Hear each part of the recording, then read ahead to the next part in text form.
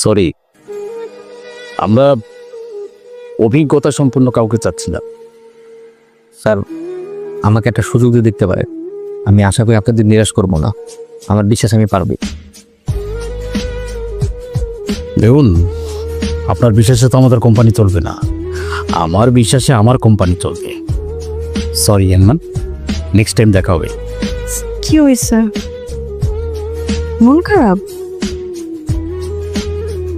বুঝতে পেরেছি, এইবারও হয়নি তাই তো? কি সরাসরি না করে দিয়েছে নাকি আগের বারের মতো ওয়েটিং এ রেখেছে? কোনটা? সরাসরি না করে দিয়েছে। আচ্ছা, এত চিন্তার কি আছে বলো? এবার হয়নি, পরের বার হবে। চিন্তা না করার উপায় আছে বলো?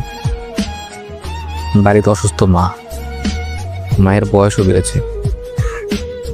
ভেবেছিলাম যদি একটা চাকরি পাই তো মাকে ঢাকায় নিয়ে আসবো, মাকে নিয়ে আলাদা একটা বাসায় থাক। সেই আশাতে মাও বুক বেরিয়ে আছেন, কিন্তু কত চেষ্টা করল তারপরও পারলাম না। আমার সব আশায় যেন মরচিকার মতো হয়ে যাচ্ছে। শোনো, আল্লাহর উপর ভরসা রাখো। তুমি তো অনেক মেধাবী স্টুডেন্ট না, আর তোমার কোয়ালিফিকেশন অনেক ভালো। তুমি দেখবা তোমার যোগ্যতার প্রতিদান তুমি একদিন পাবা। এত চিন্তার কিছু নেই। সেই আশাতেই তো আছে। আচ্ছা হয়েছে, এবার বাদ দাও এইসব। নিশ্চয়ই সকাল থেকে কিছু খাও নাই, দেখেই বোঝা যাচ্ছে মুখটা একদম শুকায় গেছে।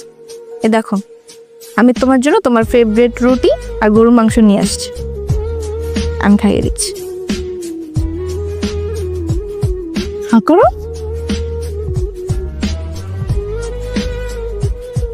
হ্যালো মা। কেমন আছিস বাবা? এই তো মা, ভালো আছি। তুমি কেমন আছো? আমি ভালো আছি। মাসুদের কাছে টাকা পাঠাইছিলাম, ডাক্তার দেখাইছো? দেখাইছি বাজান। ডাক্তার কি বলছে? ডাক্তার কইলো সবকিছু ঠিক আছে, কোনো সমস্যা নাই।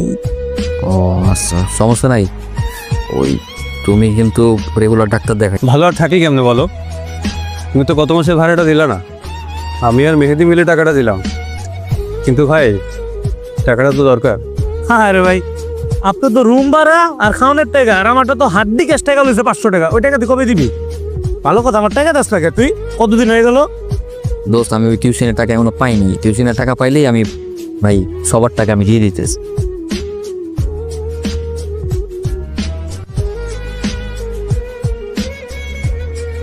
পাতিলে ভাত নাই, আমার মিল কি দেয় নাই নাকি?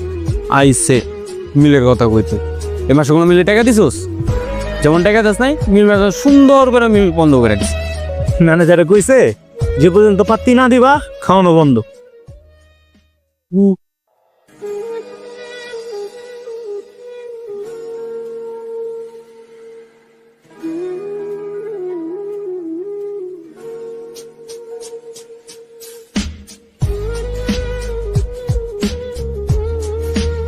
হ্যালো মা।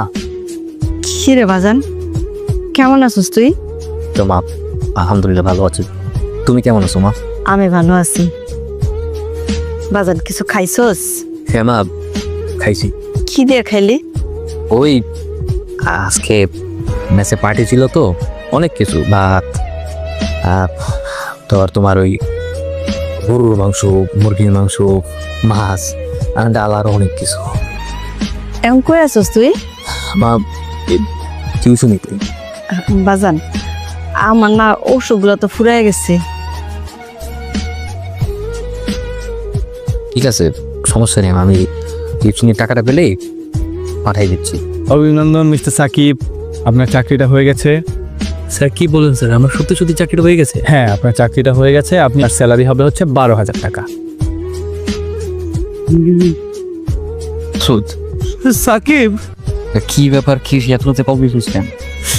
সাকিব, কি রে, কি হয়েছে, কি সমস্যা? তোর আমি এত কিছু কইতে পারবো না, তুই যত তাড়াতাড়ি সম্ভব বাড়িতে ফিরায়। আরে কি হয়েছে সেটা বলবি তো। আসলে চাষির শরীরটা অনেক খারাপ, আমি বুঝতেছি না, আমার খুব ভয় লাগতেছে। তুই আর কথা বলিস না ভাই, তুই এখনই রওনা দিয়ে দে।